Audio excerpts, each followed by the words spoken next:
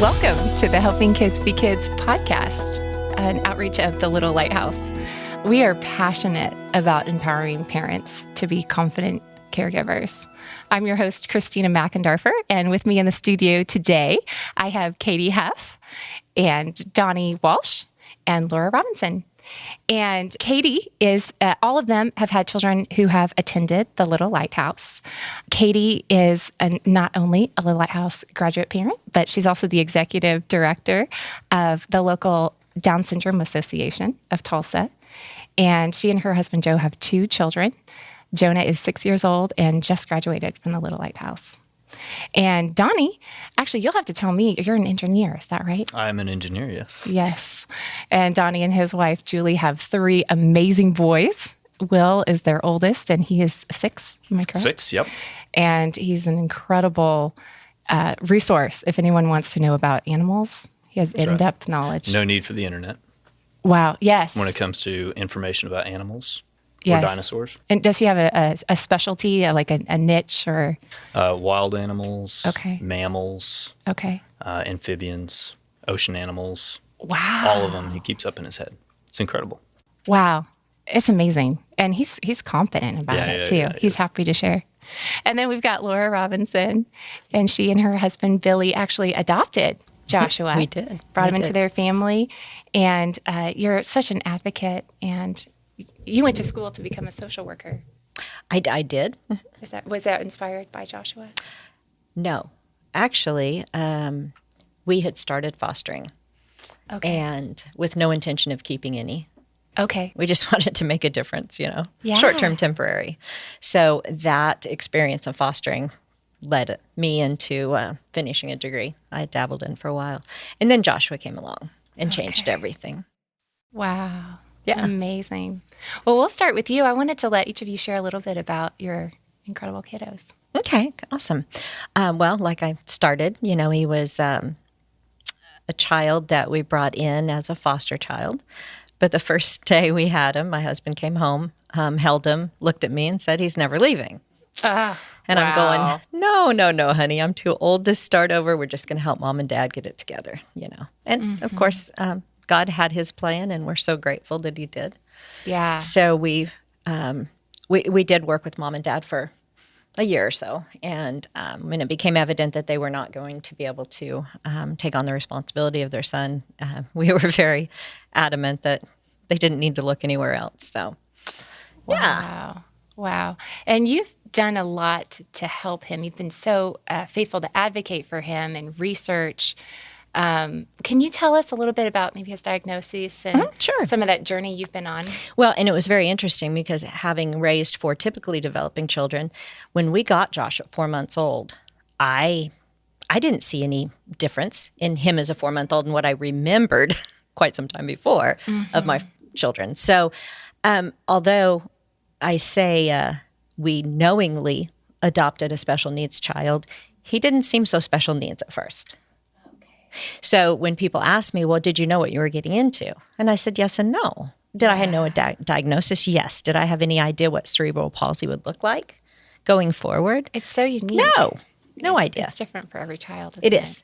And that diagnosis is such an umbrella diagnosis. There's from the very minimally affected, and you would never know, to those that are completely affected and not functioning at all. Right. Yeah. Now, Josh, on the other hand, as we all know, he's very functioning, even though he does have assisted technology for communicating. He's still very loud, even without it. He also has a wheelchair for transportation at this time. So nonverbal, non-mobile, but ever learning and entertaining. And he communicates so much with his eyes and his smile. Yes, very much so. Wow. The Robinson family is very active in the community. I see them all the time at community events, and I feel like if anyone's most likely to be mayor of Tulsa, It'll be Joshua? Yeah, 25 years from now, he's going to know everybody. He absolutely does. All right, Donny, tell us a little bit more about Will. Yeah. So, William's 6 years old, and he was in the Little Lighthouse for about 4 years. He is... he's got a big personality. Yes. He's super smart. little kid. He gets around using a power wheelchair and a manual wheelchair. William was born with a condition that kind of manifests itself in stiff joints, and his abdominal structure is kind of weak. So he needs some help sitting up. And like I said, he uses a wheelchair to get around. But outside of that, he is a talker. Yes. And he is a relationship builder. He loves, just in the last 6 months, he's gone from his, number one like being animals to then dinosaurs. Then it was Godzilla for about a month there. And now it's Star Wars. Wow. And so it's just been a lot of fun. Yes, he's watching so him intelligent. Just flourish just always feeding his mind and sharing what he learns. That's awesome. Now, I know as an engineer, you've done a lot to help him and innovate equipment for him. Do you want to tell us a little bit about that? Yeah. I mean, William and I are, God did a good job of pairing us up. He drives a power wheelchair, and so me being an engineer, I've been able to build him lots of cool things that he gets to use around the house. So, we've got like a miniature recliner looking chair in our living room, but it's got a joystick on it. And so he can, drive around the house. No way. That's so cool. And just so happens it has like a step stool in the back that his brother likes to ride on. Yes. So. I love to see your boys' relationship with each other. They're best friends. Yeah. It's been a lot of fun watching Bennett, our middle child, grow up with Will and the things that they come up with, and just the dynamic between the two has been a lot of fun. Yes. So great. Well, thanks for being here, Donny. Okay, Katie, tell us about Jonah. Okay. Whoa. He's so much fun. I think he's pretty fun, too. So Jonah's 6, like you mentioned, just graduated from the Little Lighthouse. And he's such a fun kid. Like, he's so funny and always trying to make people laugh. He loves to put on what he calls talent shows at home. He loves to, have a crowd and perform for people. And he's so smart. He blows me away with everything that he knows and learns. Sometimes it might take him a minute to get it out of there, but he knows way more than that people realize. And he's just such a fun kid. And Jonah happens to have Down syndrome. So he has some cognitive delays, but he has proven over and over that that's not going to stop him from doing all the things. So we're pretty excited to have him in our lives. That's awesome. And he and his sister have an amazing relationship, too. They do. Our daughter Reagan is 8, and they are the best of friends, and it's like no bond I've ever seen before. They're just so sweet with each other. My kids don't fight, which I feel very blessed about. You are very blessed. Yeah. So we'll have to have you back for another conversation. Right. How does that work? Yeah. You need to write a book. Seriously. First, have my kids. Okay, I'd love to know from you, what do you enjoy about parenting? Now, you all have more than one child, but where do you find special joy in embracing the children that you've been telling us about today? You want me to? I'll go first. Go for it. The main thing I love about Jonah is that he just loves so deeply. And it's a love that I have never experienced before. And he has, because of this love and his love for others, he's made me a better person. He's made me see differences as beautiful and that we're all the same. And he just has enriched our family so much. That's my favorite thing just about parenting him, is that he's just made our lives better. You're going to make me cry, Katie. Oh.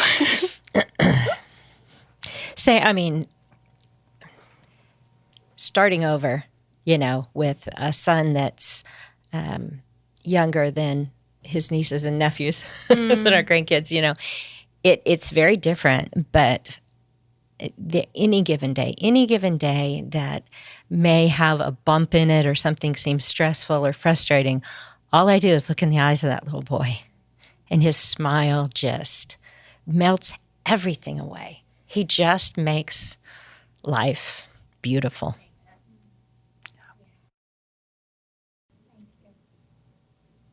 For me, it's been watching them grow has been the most rewarding thing about parenting. And I mean, that goes for William, that goes for Bennett, and now we've got Gibson, who's just a couple months old.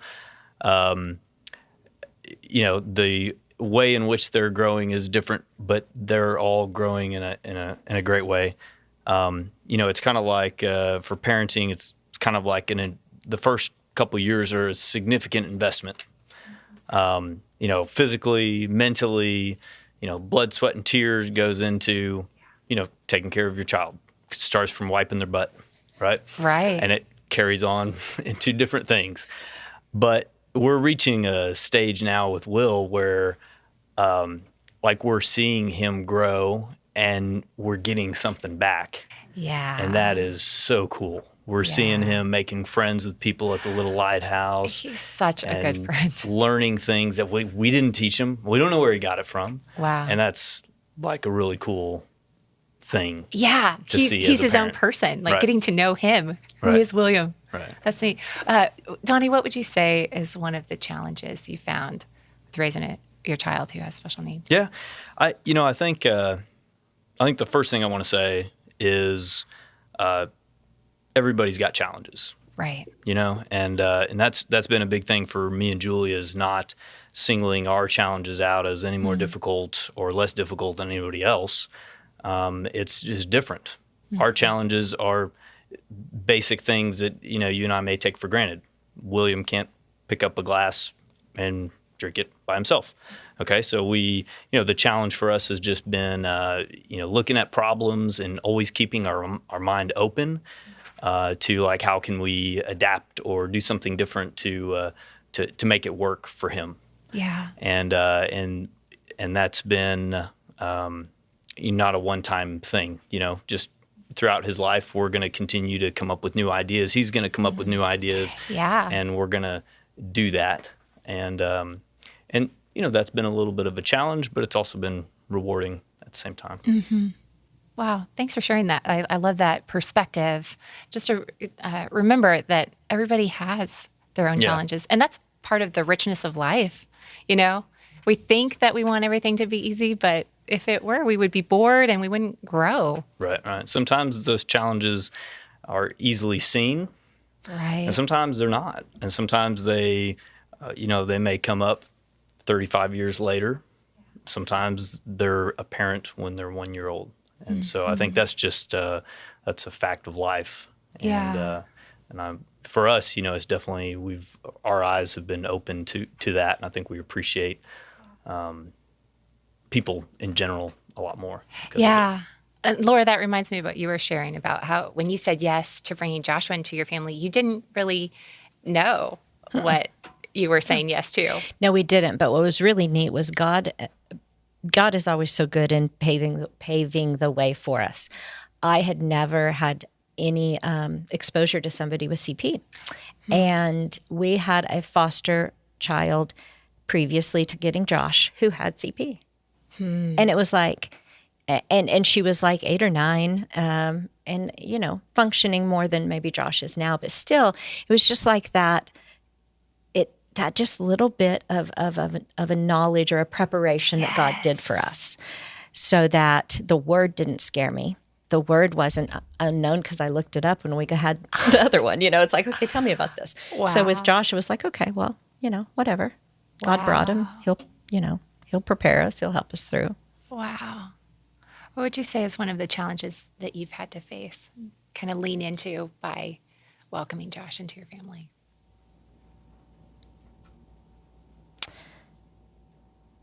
I would probably honestly say one of the biggest challenges really has more to do with me and my overly optimistic expectations. So I think again, God gives us grace for the day. So the things we face with Josh, having the little lighthouse made all the difference in the world to be prepared for some of the things in the physical and to have the tools and to have the communication device, to have the experts that could actually help us.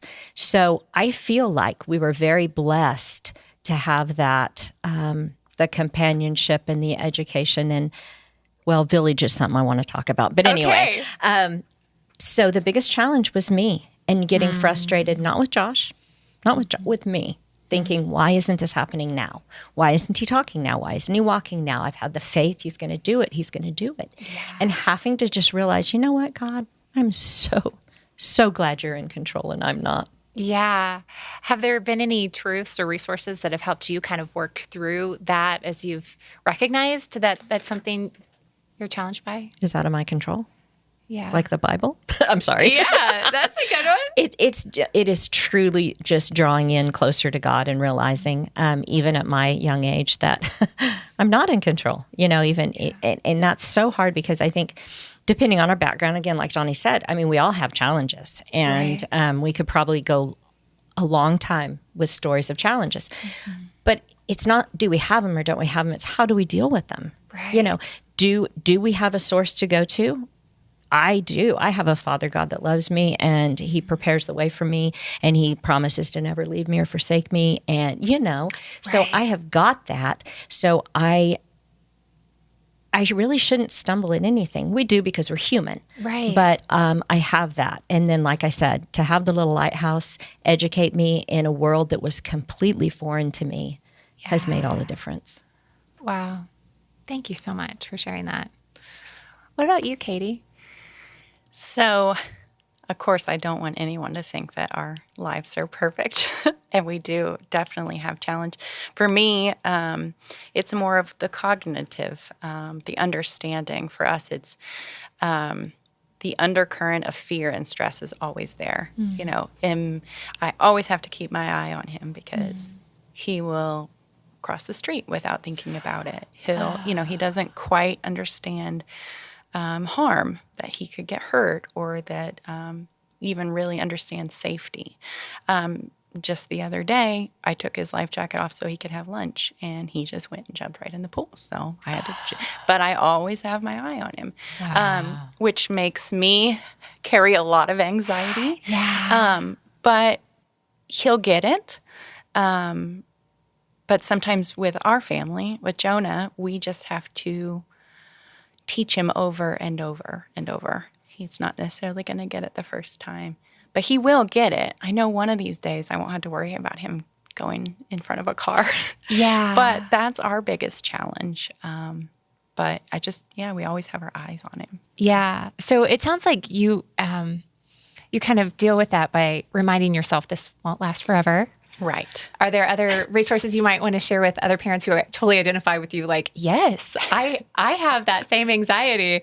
Like, how do you, as a mom, kind of work through that? Absolutely. I kind of want to reiterate what Laura said. Like, I know God is in control. I know that he is watching over us, watching over Jonah. I also have a great support of parents who are in the same boat as me. All the parents at the Little Lighthouse that I've made friends with.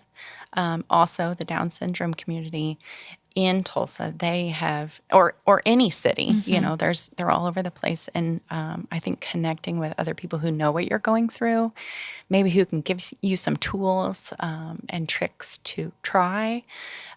We tried the little backpack one time, with the I don't like to use the word, but leash. It didn't work because Jonah just flopped down on the ground and wouldn't move. But, it works for some people. And it's nice to have that community that you can kind of work off each other and find ideas and how best to keep your kids safe. So. Yeah.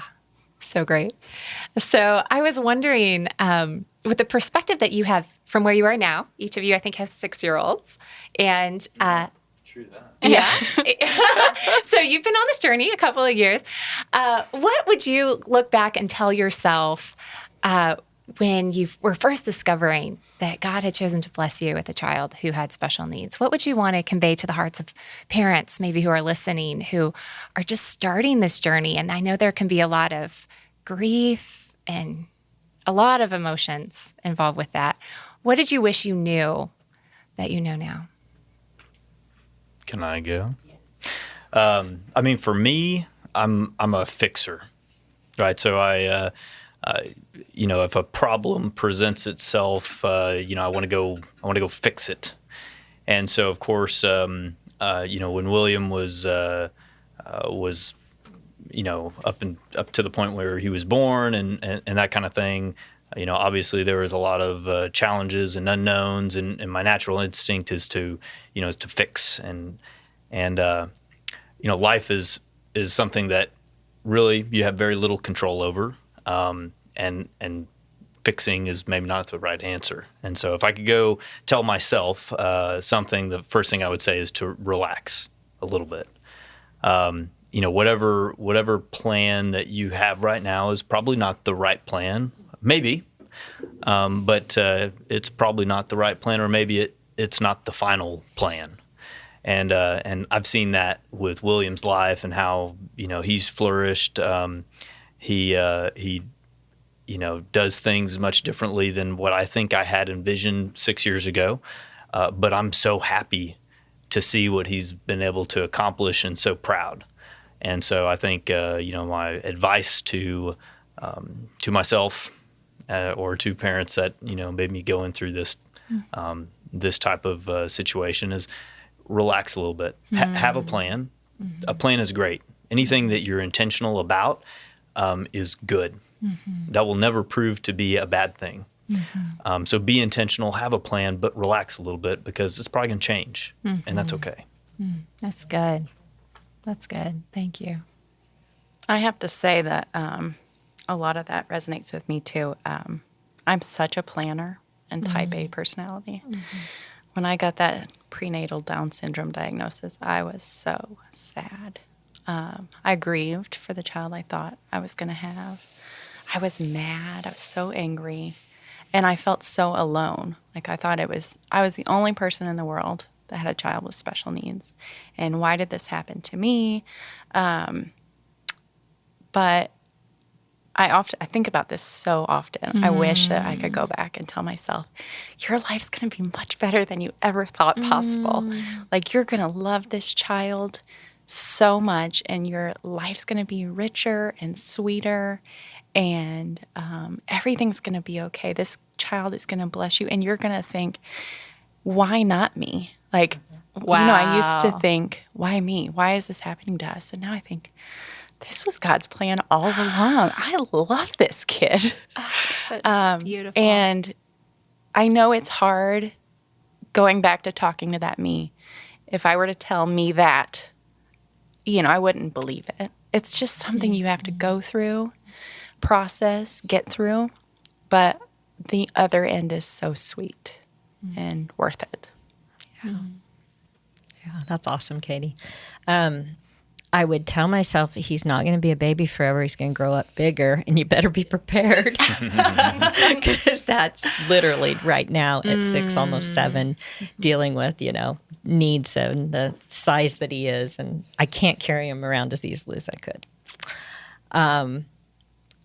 But I would definitely tell myself there will be huge, huge challenges, but the blessings will way outnumber them. I would tell myself, look early for that village and that support group. And I always love to say this to people. I can honestly say, despise the saying, it takes a village, when I raised my original 4. And when we got Josh and I started realizing it takes a village. It took my best friends. It took my adult children. It took my little lighthouse family. It took our family gathering Team group. Joshua. Yeah. And it literally does. And the sooner that you realize you're not alone, there's the whole village of people out there that know what you're going through. And in addition to that, there's those that have not experienced it themselves, like you ladies, but Right. you are called to help us in such an amazing way. So, relax, but realize that you need the support, and it's there. Yeah. It's there. Don't feel bad to go asking for it. Right, exactly. Ain't nobody going to give you a hard time if you go asking for help. Right. Yeah. Where have you found the most willing people to help? Did you have a extensive relationship circle before, or if not, where did you find that support? I found it with my adult kids and some of my closest friends. And Team Joshua is a real thing. Yeah. I mean, there is such a network of people. His biological grandparents and great-grandparents and great-aunts and uncles, they're all at a distance, but still an emotional support. But the physical support, the come hang out with Joshua, I need a break, that came from very close friends and my adult children in the beginning especially. I think for us, we got a great family. 100% everybody in our family, views William the same and treats him the same, and they're fantastic. What a blessing. And so that's a huge support network for us. Yeah. And then, when William was first born, and when he was probably 1 year or 2 years old, we made the rounds to several different hospitals to get procedures done and bracing and things like that. And we ended up getting in contact with the Shriners in Philadelphia. And that just so happens to be the hospital that lots of folks go to with William's condition. Oh, that's incredible. And so, we were going there to learn more about the medical condition and, what are the options and things that can be done. But the side effect of that was we went to this hospital where everybody, and this is 25 different kids of different ages, had this and were doing really cool things. And us seeing that. What a God and thing. Talking to parents that, we stayed in a Ronald McDonald house for, 6 weeks. And we got to talk to all these parents that had done it, and it was no big deal. And we came out the other end of that trip feeling like, hey, going to be okay. Wow. And so did having you a village is a big deal. Did you make connections with some of those families that you've been able to maintain? Yeah, made some connections. We also, now we actually go to a hospital in Dallas, but being around other people, not trying to go at it alone, is a good thing to do. Yeah.